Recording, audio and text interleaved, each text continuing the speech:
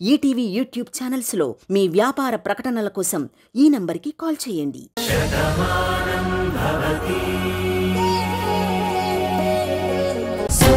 ఏంటి డాక్టర్ మీరనేది?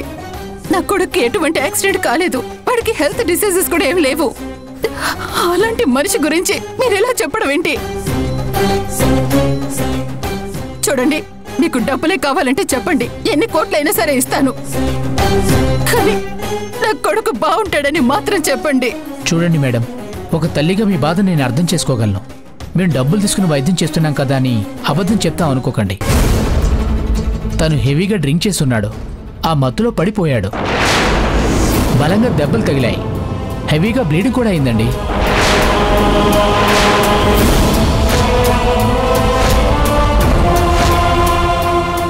ఒకటి మందు ఎఫెక్ట్, 2 బ్లీడింగ్ హెవీగా అవడంతో తను స్పృహ తప్పి పడిపోయాడు. అందుకే ఉన్న కండిషన్ చెప్పాను.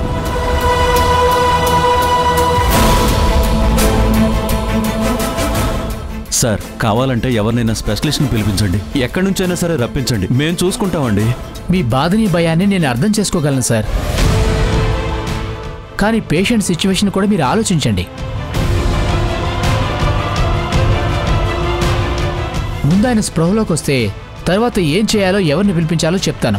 ప్లీజ్ కోఆపరేట్ చేయండి.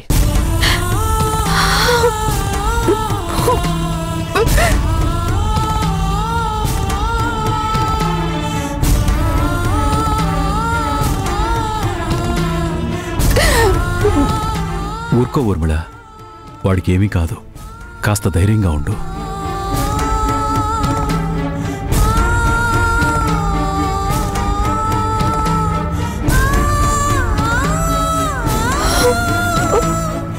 ఊరుకో తల్లి, కార్తిక్ ఏమీ కాదు.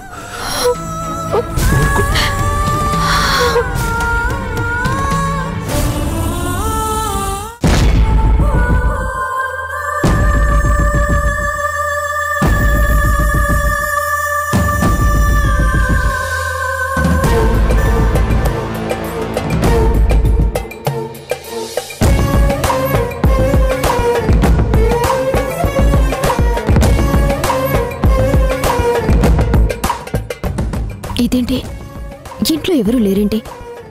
ఎక్కడికి వెళ్ళుంటారు? కార్తిక్ వచ్చాడా లేదా? కార్తిక్ ఎక్కడున్నాడో వీళ్ళకి తెలిసిందా?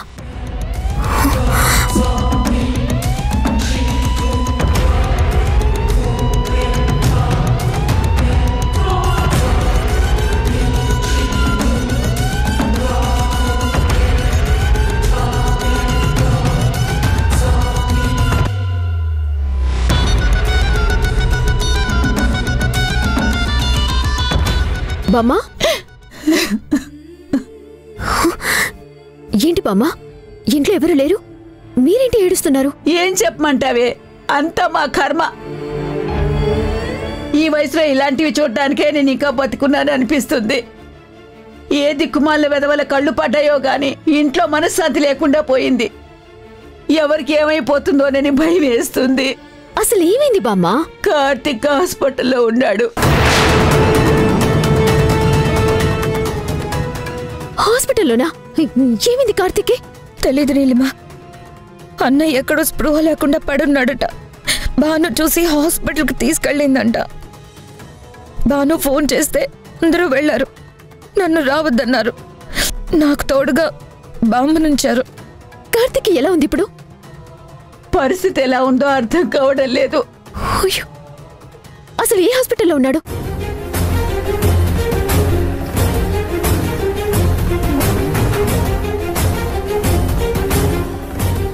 నేను హాస్పిటల్కి వెళ్తాను.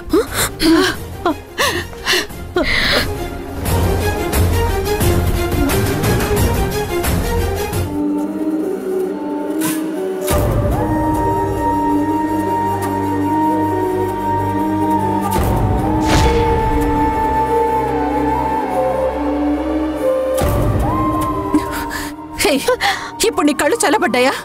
ఇప్పుడు నీకు మనశ్శాంతిగా ఉందా? అయ్యో చెల్లెమ్మా, ఏమిటమ్మా? వాణ్ణి పరిస్థితికి తీసుకొచ్చేంత వరకు నువ్వు పట్టించుకోలేదు. నువ్వే సరిగ్గా ఉంటుంటే వాడిక్కడ ఉండేవాడే కాదు, నీతో ఆనందంగా ఉండేవాడు. అసలు ఇది చూడటానికైనా నేను మారింది. ఇది చూపిస్తావనేనా నిన్ను మళ్ళీ మా ఇంటికి తీసుకొచ్చింది. పాపం భాను ఏం చేస్తుంది ఊర్మిళ? కార్తీక్ కోసం భాను ఎంత టెన్షన్ పడిందో నీకు తెలీదా? ప్రమాదం జరిగాక ఎవరైనా సరే బాధపడతారండి, కానీ ఇలా జరగడానికి కర్త కర్మ క్రియ మొత్తం భానువే. నిన్న ఇంట్లో ఆ గొడవ జరగకపోతే ఇదిగో వాడి ఇంట్లోంచి వెళ్ళేవాడా? అసలు ఈ పరిస్థితికి వచ్చేవాడా? చూడండి, ఇంకా మీరు భానుని వెనకేసుకొస్తున్నారు. అది కాదు చెల్లెమ్మ. దయచేసి మీరేం మాట్లాడకండి అన్నయ్య, ప్లీజ్. మీ కూతురు మీద మీకెంత ప్రేమ ఉందో నా కొడుకు మీద కూడా నాకు అంతే ప్రేమ ఉంది. మీ ప్రేమని ఎవరు తప్పు పట్టడం లేదు అత్తయ్య, కానీ భాను వల్ల ఇదంతా జరిగిందంటాం తప్పంటున్నాను. ఏ భార్య భర్త నాశనాన్ని కోరుకోదత్తయ్య, తను బాగుండాలని కోరుకుంటుంది. అది అభిమానించాలి అనుకునే భార్యలకి వర్తిస్తుంది పార్థు, సాధించాలి అనుకునే భార్యలకు కాదు. ఈ సిచ్యువేషన్ కూడా నీకు అనుకూలంగా మార్చుకుని మాట్లాడుకో నీలిమా.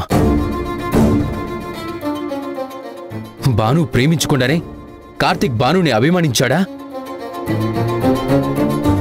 భాను ఎంతలా కార్తీక్ మీద ప్రేమను చూపించకపోతే భాను కోసం కార్తీక్ వాళ్ళ ఇంటికి వెళ్ళేవాడా?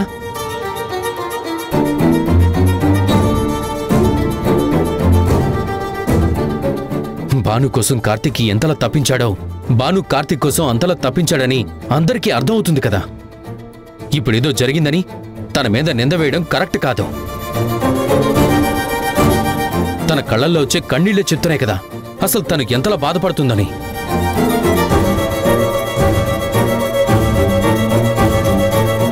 కార్తీక్కి ఏమైనా జరిగితే ఇక్కడ అందరికన్నా ఎక్కువ నష్టం జరిగేది భానుకే. అది గుర్తుపెట్టుకుని మాట్లాడు. చూసారా ఆంటీ, పార్థు అన్నయ్య ప్రేమని ఎంత బాగా చూపిస్తున్నాడో, చెల్లెల్ని ఎంత బాగా వెనకేసుకొస్తున్నాడో. కానీ ఇక నువ్వొక విషయం మర్చిపోతున్నావు పార్థు. భానుకి కార్తీక్ మీద అభిమానం ఉంది, నేను కాదనను. కానీ దానంతటికి మించి నా మీద పగ కూడా ఉంది.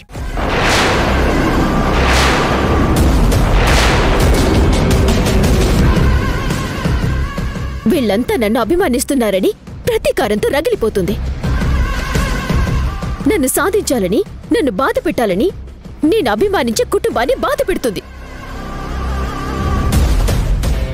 అక్కడ కార్తీక్ ని తన భర్తగా చూడటం లేదు, నా స్నేహితుడిగానే చూసింది.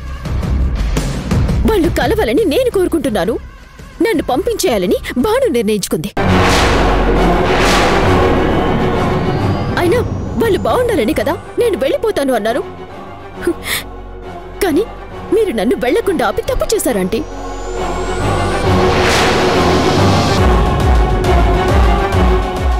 అందుకే ఇదంతా చేస్తుంది భాను. అమ్మ తల్లి, ఆంటీ నిన్ను అభిమానించడమే పాపమైపోయింది.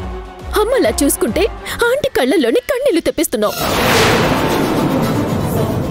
తను ప్రాణంగా పెంచుకున్న కొడుకుని ఏ పరిస్థితికి తీసుకొచ్చావు? ఇకనైనా నీ పగలు ప్రతీకారాలకి ఫుల్ స్టాప్ పెట్టు. నీకంత ఇష్టం లేకపోతే కార్తీక్ జీవితంలోంచి వెళ్ళిపో.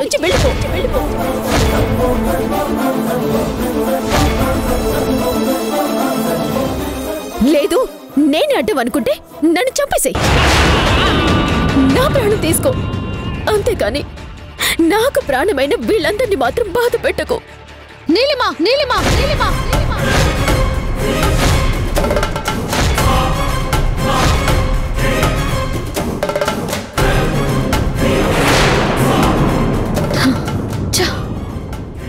పిచ్చి పిచ్చిగా మాట్లాడవంటే పళ్ళు రాలగొడతాను. ఆయన నీకు స్నేహితుడు మాత్రమే, కానీ నాకు ఆయన జీవితం. నా జీవితాన్ని నేను నాశనం చేసుకోను.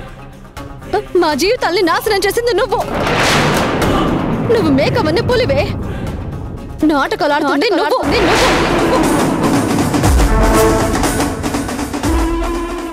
ఇప్పుడు కూడా నువ్వు నీ స్వార్థం కోసం మాట్లాడుతున్నావు. నా గురించి కానీ నా భర్త గురించి కానీ తప్పుగా మాట్లాడవో నిన్ను క్షమించేదిలేదు. తప్పు చేసి చాలా తెలివిగా కవర్ చేసుకోకు భాను. తప్పు చేస్తుంది నేను కాదత్తయ్య. మీ ముందుగా మంచిగా మాట్లాడుతూనే విషం పూసిన కత్తిలాగా మన ముందు నటిస్తుంది. ముందు నీళ్ళు మన అర్థం చేసుకోండి.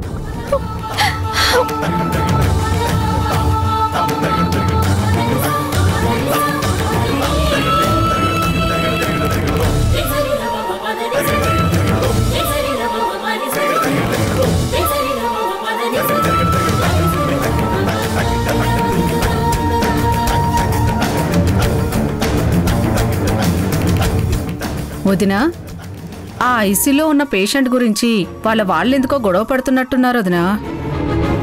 అవునదినా, తప్పంతా కోడలదేనని అత్తగారు తిడుతుంది. అత్తలంటే అంతేలే వదినా, ముందు వెనక ఆలోచించకుండా నిందలు కోడల మీదనే వేస్తారు. ఏంటది నువ్వనేది? కోడలేమి చేయకుండానే అత్తగాడి పరిస్థితి అలా అయ్యిందంటావా? ఊరుకో వదినా, ఆ అబ్బాయే తప్ప తాగి రోడ్డు మీద పడ్డాడంట. ఆ పిల్లేమైనా తాగమని పంపించిందా, పడిపోమ్మని పంపించిందా? ఒళ్ళు తెలియకుండా తాగితే ఇదిగో పరిస్థితి ఇలాగే ఉంటుంది. ఇంతకీ పరిస్థితి ఏంటోదినా? కోలుకుంటాడా?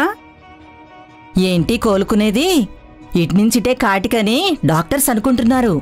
బాగా డబ్బున్నాళ్ళలాగా ఉన్నారు. ఆ డబ్బులు గుంజే వరకు 4 నాటకాలు ఆడతారు. తర్వాత సారీ అండి, పరిస్థితి చేయి దాటిపోయిందని చెప్తారు. ఎన్ని కేసులు చూడలేదు? నోరు ముయండి. అసలేం మాట్లాడుతున్నారు మీరు? నా భర్తకేం కాదు. నా పసుపు కుంకాలు మసక బారవు. ఆయన ఖచ్చితంగా తేరుకుంటారు. కోలుకొని ఆనందంగా మాతో ఇంటికొస్తారు. తప్ప తాగి పడిపోవడానికి ఆయనేం తాగుబోతు కాదు. అనుకోకుండా జరిగిన దాని గురించి ఇలా మాట్లాడితే ఊరుకుంటాను అనుకోవద్దు. బాగుందమ్మా, అత్త మీద కోపం దుత్త మీద చూపించినట్టుంది. మీ వాళ్ళు నిన్నేమన్నారో మేము విన్నాం. డాక్టర్లు ఏమన్నారో మాకు తెలుసు. ఉన్నమాటే చెప్పాము. నమ్మకంతోనే ఉండు. ఏమైనా జరిగితే నెత్తి మీద చేతులు పెట్టుకొని ఏడు. చూడండి, మీరు చాలా తప్పుగా మాట్లాడుతున్నారు. డబ్బు తీసుకున్నంత మాత్రాన వాళ్ళు వృత్తిని నమ్ముకోరు. ఒక ప్రాణాన్ని నిలబెడతారు. ఈ లోకంలో ప్రాణాలు పోసేది తల్లి, ఆ తర్వాత ప్రాణాలు నిలబెట్టేది డాక్టర్. అందుకే వాళ్ళని దేవుడు అని కొలుస్తారు. నా భర్తని వాళ్ళు కాపాడతారు అన్న నమ్మకం నాకుంది. పదోదినా, మధ్యలో మనకేంటోదినా? నువ్వు డాక్టర్నే నమ్ముకుంటావో దేవుడి మీదే భారం వేసుకుంటావో నీ ఏడుపు నువ్వేడు. పదోదినా.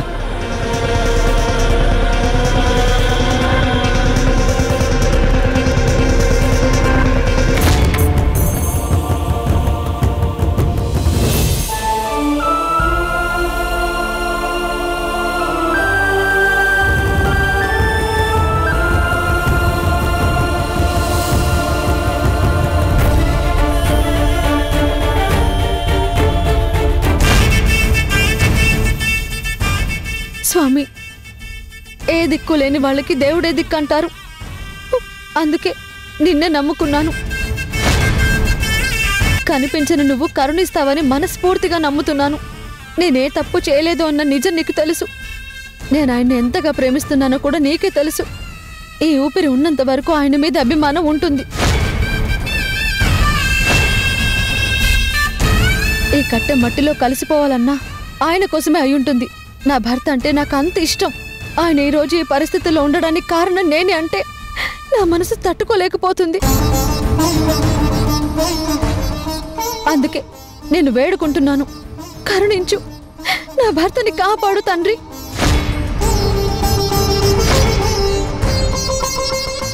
నేను చేసిన తప్పు ఏమైనా ఉంటే నన్ను శిక్షించు, ఆయన్ని మాత్రం రక్షించు. మళ్ళీ ఆయన్ని మామూలు మనిషిని చేసి నాకు అప్పగించు స్వామి.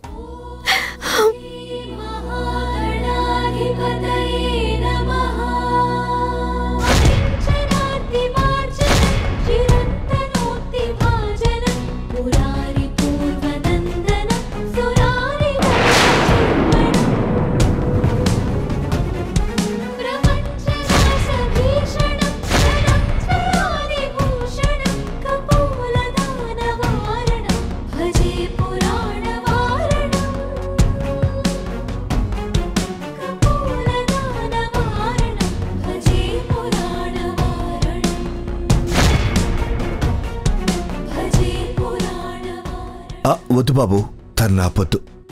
అదేంటండి అలా అంటున్నారు? బాను అరచేతిలో హారతి వెలిగించుకుంది, దాన్ని ఆపాలి. వద్దు బాబు. ఏం మాట్లాడుతున్నారండి? తను మీ కూతురు, చేతులు వెలుగుతుంది హారతి. తను బాధలో పనిచేసినా ఆ నిప్పు తనని కాలుస్తుంది కదా, గాయం అవుతుంది. తన మనసుకైన గాయంతో పోలిస్తే ఇది చాలా చిన్నది పార్థు. కార్తీక్ని కాపాడమని ఆ దేవుణ్ణి కోరుకుంటుంది. ఇప్పుడు తన మీద అభిమానంతో ఆపినా అది తనని మరింత బాధ పెడుతుంది. అంతేగాని తన మనసు కుదుట పడదు. అది కాదు మావయ్య. నీ బాధ నాకు అర్థమవుతోంది బాబు. మనసుకి ఎంత బాధ అనిపించినా ఇలాంటి పరిస్థితుల్లో భరించాలయ్యా, తప్పదు.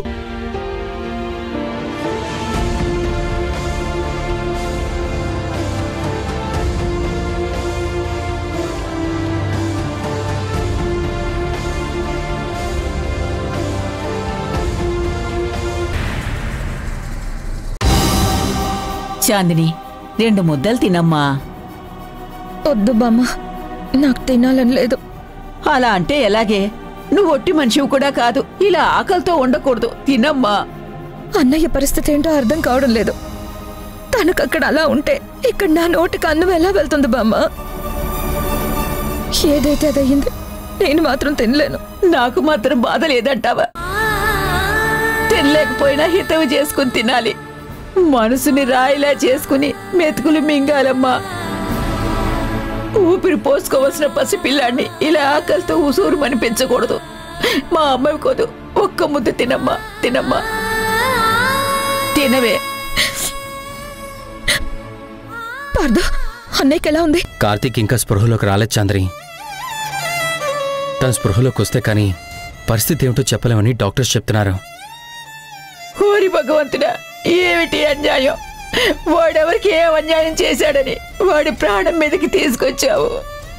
దీనికి కారణం కనిపించిన దేవుడు కాదు బామ్మ, ఆ అన్నయ్య మనసిచ్చిన భాను. భానుని ప్రాణంగా ప్రేమించడం అన్నయ్య చేసిన తప్పు. ఆ మహాతల్లి పుణ్యమే ఈరోజు అన్నయ్య పరిస్థితి ఇలా అవడానికి కారణమైంది. చాంద్రి, నువ్వు ఏం మాట్లాడుతున్నావో నీకు అర్థమవుతుందా?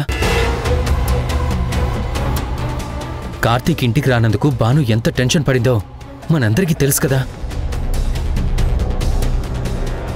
కార్తీక్ ఆ పరిస్థితుల్లో ఉన్నాడని కనిపెట్టిందే భాను. కార్తీక్ని హాస్పిటల్కి తీసుకెళ్ళింది భాను. అసలు కార్తీక్ ఏమైనైతే అన్యాయం జరిగేది కూడా భానుకే. అలాంటి భాను ఇలాంటి పని ఎందుకు చేస్తుంది చెప్పు? అదే శుభ్రంగా ఉంటే వాడికి ఈ పరిస్థితి వచ్చేదా? చేతులు కాలాక ఆకులు పట్టుకుని ఏడ్చినట్టుంది. వాడలా అవడానికి కారకురాలు అది. ఇప్పుడు ఏడ్చి ఏం ప్రయోజనం? ఇప్పుడు అర్థమైందా పార్థు? భాను సౌఖ్యంగా లేకపోవడం వల్లే కదా ఆ అన్నయ్య డిప్రెషన్లోకి వెళ్ళాడు. ఎవరెంత నచ్చ చెప్పినా భాను తన పంతం వీళ్లేదు. ఇప్పుడు అన్నయ్యకి ఏమైనా అయితే మన ఇంటికే కదా నష్టం, తనకేం పోతుంది? చూడు చాంద్రి, కోపం ఉండొచ్చు కానీ ఆ మనిషి ఏంటో, తను చేసిన మంచేంటో మర్చిపోయి మాట్లాడకూడదు. ఈరోజు మన ఇద్దరం కలిసి ఉన్నామంటే దానికి కారకురాలు భాను. మన పెళ్లి జరిగిందంటే దానికి కారణం భాను. ఈ ఇంట్లో ఆనందం కోరుకున్నదే భాను. విడిపోయిన కుటుంబాల్ని కాపాడింది భాను. అత్తయ్య ప్రాణాల్ని కాపాడింది భాను. అప్పుడు తను చేసిన మంచి ఇప్పుడు చెడేలా అవుతుంది? కష్టంలో ఉన్న వాళ్ళకి సాయం చేయాలి, అంతేకాని మనసు కష్టపడేలా మరిన్ని మాటలు అనకూడదు. ఆ రోజు భాను చేసిన మేలుని తలుచుకో. ఈ రోజు కీడు చేసింది లేదో నీకే అర్థం అవుతుంది. కార్తీక్ మీద ఉన్న అభిమానం భాను మీద ద్వేషం కాకూడదు బామ్మ. పెద్దవారు మీకు చెప్పేంత వాణ్ణి కాదు, అర్థం చేసుకోండి.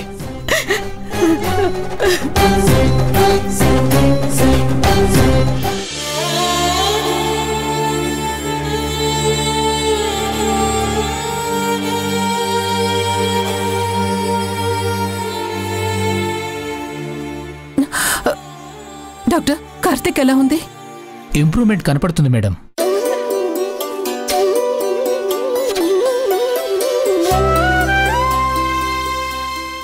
ఈవినింగ్ వరకు బీపీ లెవెల్స్ అబ్నార్మల్గా మారుతూ ఉండేవి. పల్స్ కూడా డిఫరెంట్గా నోట్ అవుతూ ఉండేది. ఇప్పుడు మెల్లగా అన్ని కంట్రోల్లోకి వస్తున్నాయి. Thank you doctor, thank you so much. I hope తనకి ప్రమాదం ఉండకపోవచ్చు, కానీ నైట్ అంతా చాలా కేర్ఫుల్గా చూసుకోవాలి. కరెక్ట్ రిపోర్ట్ రేపు మార్నింగ్ ఇస్తాను. డాక్టర్ గారు, నాదొక రిక్వెస్ట్ అండి.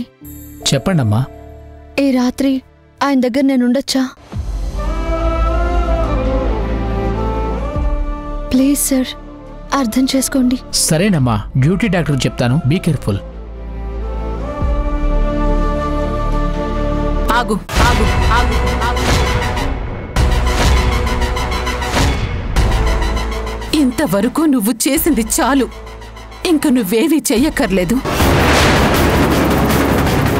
నా కొడుకుని నేనే చూసుకుంటాను, వాడి దగ్గర నేనే ఉంటాను.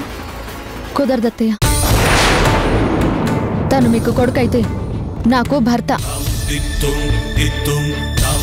మీది మమకారం అయితే నాది జీవితం. నేనే ఉంటా.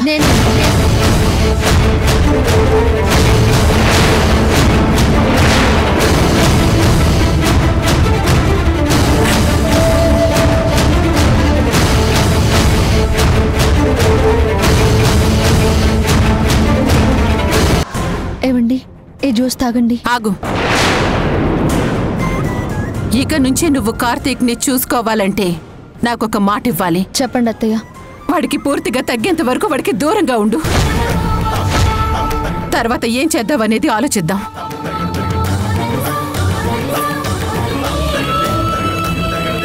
అలాగే అత్తయ్య.